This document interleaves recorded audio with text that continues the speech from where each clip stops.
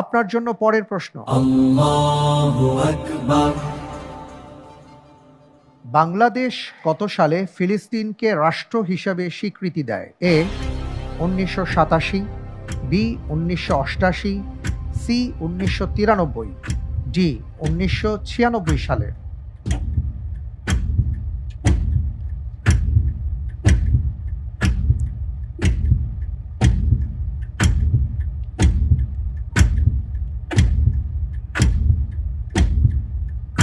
এখন আমার কি শুধু প্রিয়জন জি অপশন আছে না? জি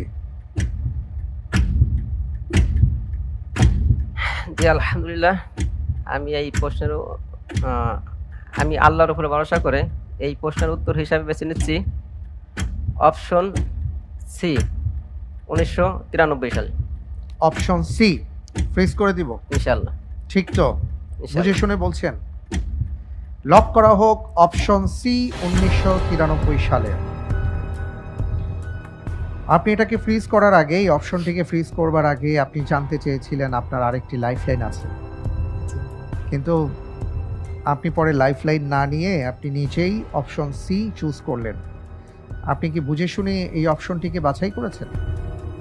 জি, এটা আমার সন্দেহের মধ্যে আছে যে মনে হয় কোনো এক সময় পড়েছে। আচ্ছা আচ্ছা, আপনি যে উত্তরটি দিয়েছেন আপনার উত্তরটি সঠিক হয়নি। আলহামদুলিল্লাহি আলা কুল্লি হাল। সঠিক উত্তর অপশন বি ১৯৮৮ সালে।